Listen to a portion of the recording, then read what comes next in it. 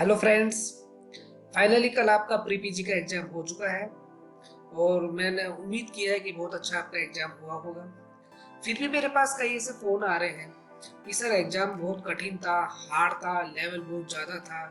तो मैंने कई स्टूडेंट से बात भी करी, मेरे कई फ्रेंड से बात करी, उदयपुर बात करी, कोटा बात करी, और ये मैंने सोचा कि यार ये इस एग्जाम का थोड़ा एनालिसिस किया जाए। तो मैं आज आपकी बेसामने वीडियो के माध्यम से इसीलिए आया हूँ कि इसका आज अपन एनालिसिस करते हैं कि इस एग्जाम का एक्चुअली इसका लेवल क्या था, इसकी क्या कट ऑफ होने वाली है, कितने नंबर पे अपने को कॉलेज मिल जाना चाहिए, और क्या सचमुच में हार्ड है या किस प्रकार के इसमें क्वेश्चन आए हैं। तो इस पूरे एनालिसिस के लिए मैंने ये वीडियो बनाने की आज आपके सामने लेके आया। तो सबसे पहले अपन वीडियो बनाए तो मैं ये जानना चाहता हूँ कि एक्चुअली एग्जाम में हुआ क्या। मतलब जैसे ही एग्जाम अपने सामने आया, जैसे मैं एक स्टूडेंट से बात कर रहा था, नाम नहीं लूंगा, तो बोल रहा था कि शुरू के 14 क्वेश्चन में तो मेरे को कोई आया नहीं, जो तो एक अच्छा स्टूडेंट था, पूरी तैयारी की थी। तो उसके पीछे रीजन क्या है? देखो, जहां तक मेरे को आइडिया है, उसके पीछे रीजन ये हो सकता है कि एक तो लॉकडाउन लॉकडाउन के कारण जो आपको बहुत ज्यादा समय स्टडी का मिल गया। ज्यादा का मतलब बहुत लॉन्ग ड्यूरेशन हो गया।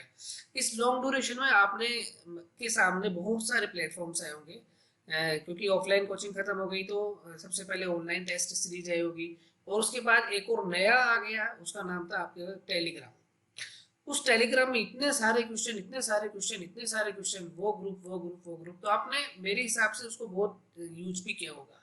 तो आपकी जो एक्सपेक्टेशन थी वो इतनी बढ़ गई थी कि मेरा एग्जाम अच्छा हो जाएगा, और जैसे ही आप एग्जाम में गए तो एग्जाम का पैटर्न बिल्कुल आपकी एक्सपेक्टेशन के अपोजिट रहा, क्योंकि टेलीग्राम में क्वेश्चंस वो वाले क्वेश्चंस आते हैं जो बेसिक्स है, मतलब जो ठीक है आए हुए हैं या बेसिक्स क्वेश्चंस है, और आप उनकी प्रैक्टिस की जा रहे थे। तो जैसे एग्जाम में तो उसका पैटर्न आपकी एक्सपेक्टेशन से अलग हुआ, तो आपको पेपर थोड़ा हार्ड लगा।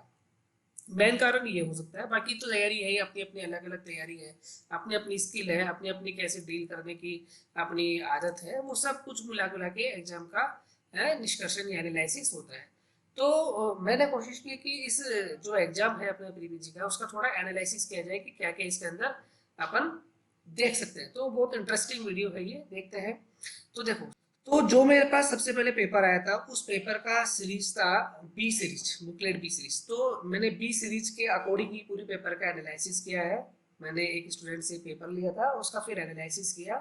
तो बी सीरीज के अकॉर्डिंग ही इस पूरे पेपर का एनालिसिस। हो सकता है आपका सीरीज अलग हो, पर क्वेश्चन नंबर्स मैंने लिख दिए हैं। क्वेश्चन नंबर्स मैंने इसमें पुट अप करने की कोशिश की, जिससे और ए सी या डी को इतनी दिक्कत नहीं हो। ये है आंसर की जो एग्जाम था। तो मैंने इस वो कोशिश की कि पूरी एक्यूरेसी के साथ इसको बनाया जाए। फिर भी, क्योंकि देखो, जो एग्जाम कोटा यूनिवर्सिटी एग्जाम कराया, उसके अकॉर्डिंग और अपने अकॉर्डिंग 2 या 3 क्वेश्चंस का हमेशा अंतर रहता ही है। फिर भी मैंने कोशिश की कि पूरा एक्यूरेसी के साथ इसके आंसर हो। ऐसे 2 से 3 क्वेश्चंस को लेकर था कि जिसमें 2 ऑप्शन उसमें बेटर हो, तो वो जो कोटा यूनिवर्सिटी आपको प्रेफर करेगी वो आपको मान्य होगा। वैसे मेरे अकॉर्डिंग इसमें 97 या 98% एक्यूरेसी बिल्कुल क्वेश्चंस की ठीक है। ये आप सबके पास हुई, और आप सबने मिला ही लिया होगा। अब करते हैं मेन मुद्दे की बात कि उसका एनालिसिस क्या था। देखो, अपना पेपर था, 100 नंबर का पेपर था, और अपने पूरा सिलेबस दे रखा था, और सिलेबस में अपने को ये बांट रखा था कि इस टॉपिक पे या इस सब्जेक्ट में इतने क्वेश्चंस फला फला आएंगे। तो इस बार मैंने पूरा इसको एनालिसिस किया, देखा कि किस सब्जेक्ट में से कितने कितने क्वेश्चंस आए। तो देखो, प्लांट पैथोलॉजी जो क्वेश्चन थे, तो ये जो 1, 3, 6, 19, 27, 30 मैंने लिख रखा है, ये बी सीरीज के क्वेश्चन नंबर से, मतलब ये वाले क्वेश्चंस किस सब्जेक्ट के हैं? प्लांट पैथोलॉजी के। इसी प्रकार जो ये नंबर है, जैसे 5, 35, 36, 40, 55, 69, 71, ये किस नंबर के हैं? ये इकोनॉमिक्स के हैं। ये 58 नंबर जो क्वेश्चन है स्टेटिक्स का है। 58 नंबर क्वेश्चन किसका? बी सीरीज का। इसी प्रकार ये सारे क्वेश्चन नंबर मैंने लिख दिए हैं जो जिस सब्जेक्ट्स के आए हैं। तो अपन एनालिसिस करते, देखो सबसे ज्यादा जो क्वेश्चंस आए हैं वो आपके आए हैं एग्रोनॉमी के। एग्रोनॉमी के 19 क्वेश्चंस आपके इस प्री पीजी के एग्जाम में आए हैं। सबसे ज्यादा 19 क्वेश्चंस आपके एग्रोनॉमी के पुट किए हैं। उसके बाद बात करें तो प्लांट पैथोलॉजी के 13 क्वेश्चंस है। तो अपने आप में बहुत बड़ी बात है 13 क्वेश्चन प्लांट पैथोलॉजी से आना। उसके बाद एंटोमोलॉजी के हैं कितने क्वेश्चन? 9 क्वेश्चन। तो अगर इन 3 सब्जेक्ट को अपन कवर करें तो 13 और 19 32, 32 और 9 41, सॉरी 19 और 13 32, 32 और 9 41। तो 41 क्वेश्चन तो इस 3 सब्जेक्ट ने ही कवर कर दिए। देखो 50%, लगभग 50% क्वेश्चन इन 3 सब्जेक्ट ने ही कवर कर दिए। बाकी जो 55% जो है वो बाकी सब सब्जेक्ट से आए हैं। देखो न्यूमेटोलॉजी से मात्र 1 क्वेश्चन आया, स्टैटिक्स से मात्र 1 क्वेश्चन आया, और बात करें अपन 2 क्वेश्चन क्या है, बायोकेमिस्ट्री के 2 क्वेश्चन है, बायोटेक्नोलॉजी के 3 क्वेश्चन है, प्लांट फिजियोलॉजी के 3 क्वेश्चन है। और अदर जनरल की बात करें, जनरल का मैंने इसलिए रखा है कि जो ओवरऑल मतलब किसी सब्जेक्ट नहीं था, बेसिक था। जैसे कि भाई पता है पीएच की वैल्यू क्या है। अब पीएच की वैल्यू वाले क्वेश्चन में भी थोड़ा सा वो चल रहा है, कोई यूनिट लेस मान रहे हैं और कोई उसको मोलर वाला मान रहे हैं। तो ये सब अलग अलग जो जिस स्टैंडर्ड बुक से कोटा यूनिवर्सिटी रिफर करेगी उसके अकॉर्डिंग होगा। तो इस प्रकार के क्वेश्चंस को मैंने अदर जनरल में रख दिए। तो ऐसे कुल मिलाकर बात करें तो आपने ये पूरे के पूरे सब्जेक्ट्स में कवर किए गए हैं। सबसे पहली बात तो पूरे के पूरे सब्जेक्ट्स कवर किए गए हैं कि ऐसा कोई भी सब्जेक्ट नहीं छूटा जिसमें से नहीं है। हाँ, अब एक्सपेक्टेशन की बात करें, जैसे एक्सपेक्टेशन की, जैसे कि इंजीनियरिंग में सिर्फ 2 क्वेश्चन आए तो अगर आप इसको स्किप कर सकते थे क्योंकि बड़ा पोर्शन था और अपन स्किप करके भी जा सकते थे, है ना। और बात करें एंटोमोलॉजी के 9 क्वेश्चन है, एग्रोनॉमी के 19 क्वेश्चन है, एनिमल हस्बेंड्री के 5 क्वेश्चन है, हॉर्टिकल्चर के भी कम क्वेश्चन है 7 क्वेश्चन है, इंजीनियरिंग के 2 क्वेश्चन है, फॉरेस्ट्री के वेरी गुड, ये फॉरेस्ट्री के इस बार बहुत कम क्वेश्चन है, कितने 4 क्वेश्चन है, सोइल साइंस के भी 5 क्वेश्चन आए, प्लांट ब्रीडिंग एंड जेनेटिक्स के 7, एक्सटेंशन के 6, प्लांट फिजियोलॉजी के 3, बायोटेक्नोलॉजी के 3, बायोकेमिस्ट्री के 2, स्टैटिस्टिक्स के 1, इकोनॉमिक्स के 7। इस प्रकार देखो इकोनॉमिक्स में भी इस बार अच्छे क्वेश्चन हैं, 7 क्वेश्चन हैं। तो इस प्रकार कवर करने की बात करें तो इस बार अपना इकोनॉमी का, पैथो का और एंटोमोलॉजी, इकोनॉमिक्स, ब्रीडिंग, जेनेटिक्स, ये मेजर सब्जेक्ट रहे। तो पूरा सब्जेक्ट एनालिसिस अगर अपन बात करें तो ये इम्पोर्टेंट अपने इतने क्वेश्चंस आए हैं।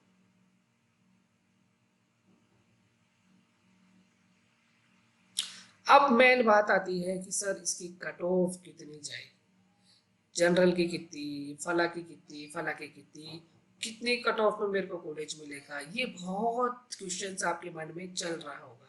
तो इसका क्या अपन कैसे इस कट ऑफ को निकाले, कैसे अपन सोच सकते हैं। तो इसके लिए मैंने एक एक्सरसाइज करी।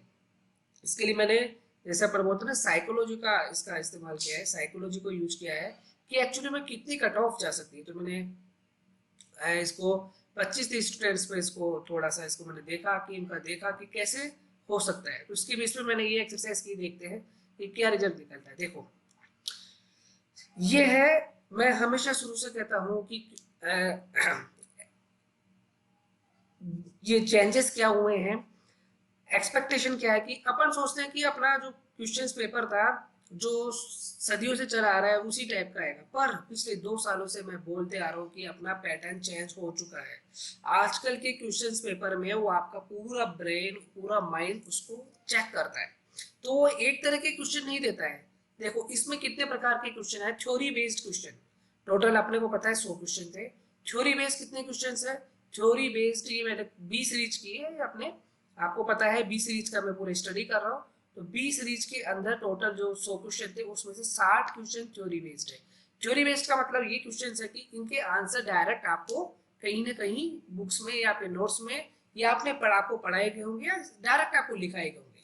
60 क्वेश्चन ऐसे हैं जो आपके या तो नोट्स में होंगे या कहीं बुक्स में होंगे या कोई आपके स्टडी मटेरियल होंगे, सीधे सीधे 60 क्वेश्चन। दूसरे टाइप के हैं डेटाबेस। डेटाबेस मतलब ये पूछ ले कि भाई वो कितने परसेंटेज, जैसे आपने पूछा ना कि फॉरेस्ट कितना परसेंटेज अपने इंडिया का पार्ट कवर करता है ना। कोई स्पेसिफिक सन पूछ ले डेटा वाइज, कोई स्पेसिफिक साइंटिस्ट पूछ ले, है ना। तो ये डेटा बेस्ड क्वेश्चन होते हैं। अब ये अपने को क्वेश्चन अपने चोरी में मिल भी सकते हैं और अपने को नहीं भी मिल सकते, तो डेटाबेस क्वेश्चन आते हैं। तो डेटाबेस क्वेश्चन कितने हैं, 14 क्वेश्चन आपके डेटाबेस क्वेश्चन आए। और ये मैंने नंबर भी लिख रखे हैं, देखो 9, 10, 13, 21, 24, 26, आप चेक करना चाहे तो 20 सीरीज के ये नंबर आप चेक कर सकते हैं। तीसरे टाइप के हैं एप्लीकेशन बेस्ड। मैं सब शुरू से जब से मैंने पढ़ा है, पहली क्लास से मैंने हमेशा सबसे कहा कि देखो आजकल ब्रेन दो प्रकार के क्वेश्चन, जो भी एग्जाम होता है वो आपको ब्रेन को चेक करता है। एक होता है थ्योरी बेस्ड क्वेश्चन जो आपको सिंपल आपको पूछ लेगा, और एक होता है application based. Application based question इसको कॉन्सेप्ट बेस्ड बोलते हैं। मतलब इसका मतलब ये होता है कि आपको आंसर सीधे मिलेगा नहीं, आपको आंसर निकालना पड़ेगा। आपको आंसर या तो एक्सरसाइज करके निकालना पड़ेगा, कैलकुलेशन करके निकालना पड़ेगा, या आपको सोच के आंसर निकालना पड़ेगा। इस प्रकार के क्वेश्चन होते हैं एप्लीकेशन बेस्ड क्वेश्चन। ये वही बंदा क्वेश्चन सही कर सकता है जिसका ब्रेन का एप्लीकेशन पार्ट चालू हो। अगर रट्टा तत्व जिसको बोलते हैं ना, रट्टा तत्व वाले ये वाले क्वेश्चंस नहीं कर पाते। तो ये एप्लीकेशन क्वेश्चन कितने हैं, देखो मैंने हमेशा कहा था कि कम से कम 10 से 12 क्वेश्चन हर एग्जाम में आजकल एप्लीकेशन बेस्ड आने लगे। तो कितने क्वेश्चन है, 12 क्वेश्चन अपने एप्लीकेशन बेस्ड है। तीसरे है हार्ड क्वेश्चन, जो इस बार इसकी बेस्ड मतलब जिसको छोड़ देना चाहिए था, मतलब इतना ये सबके लिए हार्ड है। ये इतने हार्ड थे कि आउट ऑफ, जैसे कई क्वेश्चन, जैसे एक फंजीसाइड का क्वेश्चन आया था जिसने बेसिपिटल वो पूछा था। अब ये पीएचडी बेस्ड क्वेश्चन है, पीएचडी के लाइक क्वेश्चन है, या थोड़ा सा अपन बोल सकते हैं कि अपने लेवल से थोड़े से ऊपर क्वेश्चन थे या फिर हार्ड क्वेश्चन थे। तो टोटल 14 क्वेश्चन मेरे को ऐसे लगे जो ये हार्ड क्वेश्चन थे। अभी मैं ये जो मैं हार्ड बोल रहा हूँ ये मेरे को लगे, ये मेरे पे नहीं बोल रहा मैं, ये मैं जो मैंने बोल रहा हूँ ना, मैंने 22 से 25 स्टूडेंट से जो बात करी है उसका जो बेस निकाला है उसके बेस पे मैं बोल रहा हूँ ये हार्ड क्वेश्चन।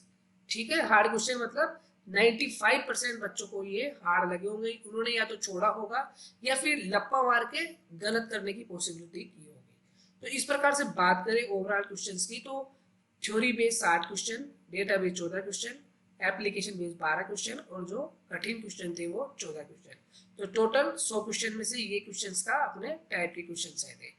अब बात करते हैं कट ऑफ की। देखो कट ऑफ की कैसे अपन इसको निकाले, तो इसको साइकोलॉजी को अपने को यूज करना पड़ेगा। इसमें देखो साइकोलॉजी यहाँ पर ये यूज करना पड़ेगा कि जो थ्योरी बेस्ड क्वेश्चन है, मैं बात कर रहा हूँ यहाँ पे पहला कैटेगरी ले रखा हूँ, जो टॉपर्स आएंगे। टॉपर्स का मतलब जो आपका प्रीपीजी के जो टॉपर्स आएंगे, टॉपर्स 1 से 10 हो सकते हैं, 1 से 20 हो सकते हैं, 30 तक टॉपर्स की मैं बात कर रहा हूँ।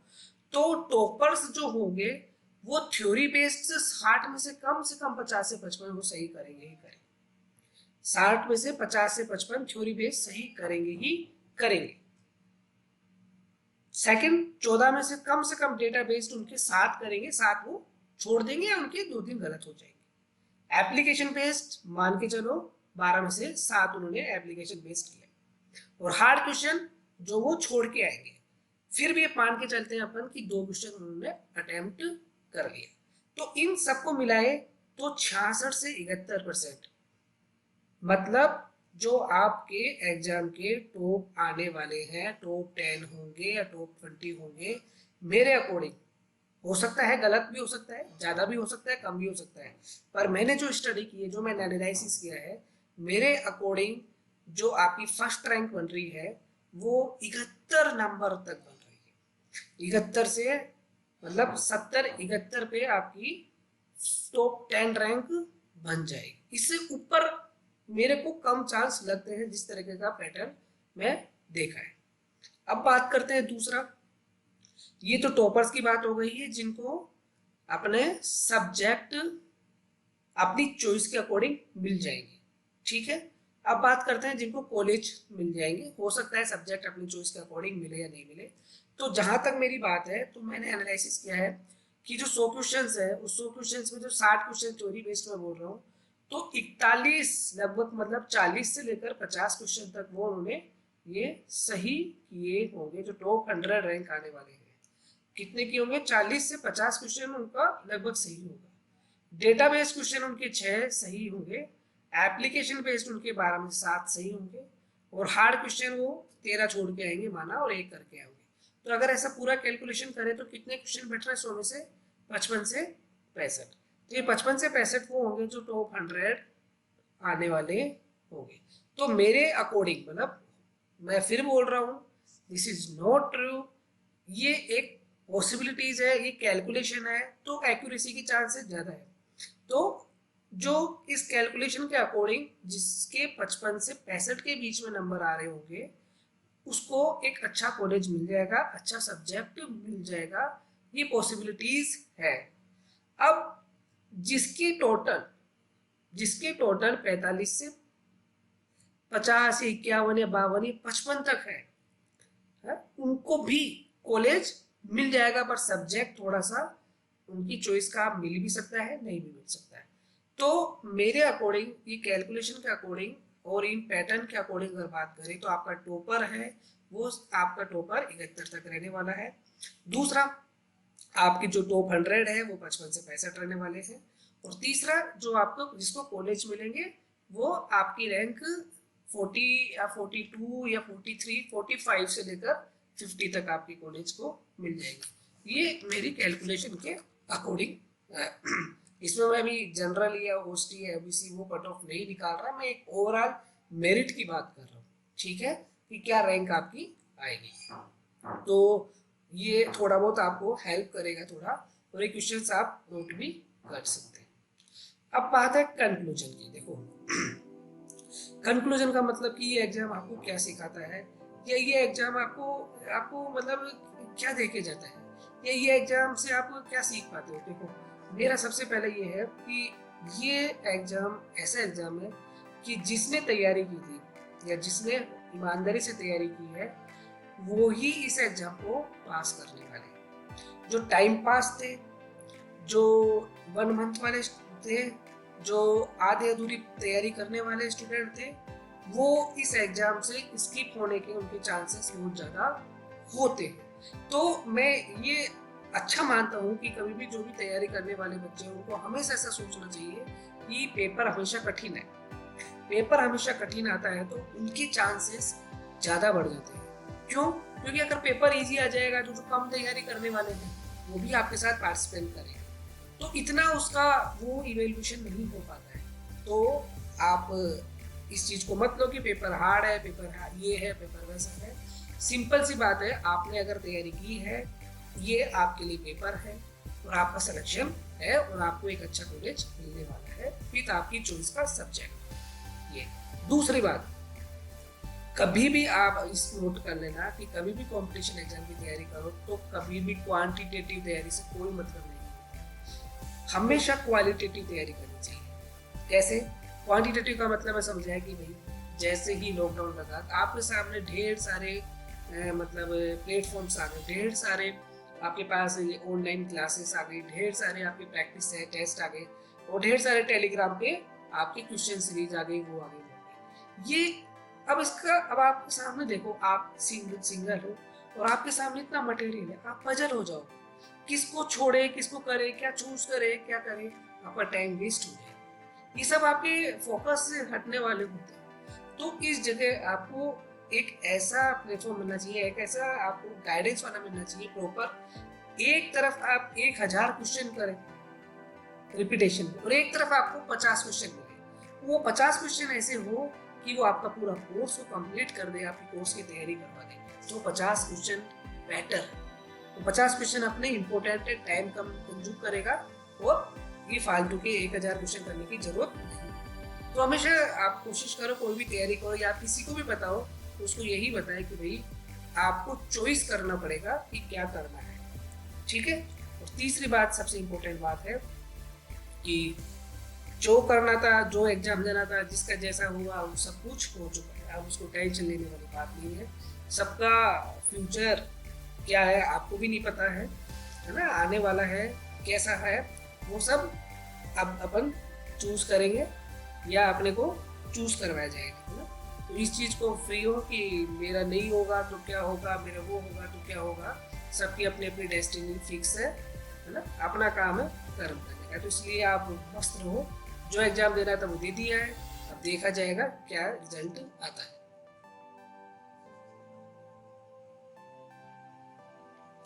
तो बेस्ट ऑफ लक, आपका एक नया डिसीजन लेने का समय आ गया है। 6 तारीख को आपका आंसर की आएगी, 9 तारीख को या 12 तारीख को आपका रिजल्ट आएगा।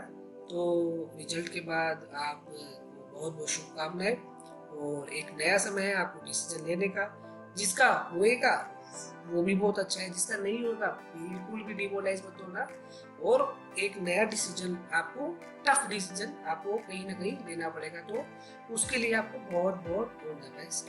तो मेरी तरफ से यही है, thank you, all the best, और मिलते रहेंगे। मेरी दुआ यही है कि आप अच्छे अच्छे कॉलेज में जाएं, अच्छे अच्छे सब्जेक्ट लें और एक अच्छे इंसान बने। Thank you so much.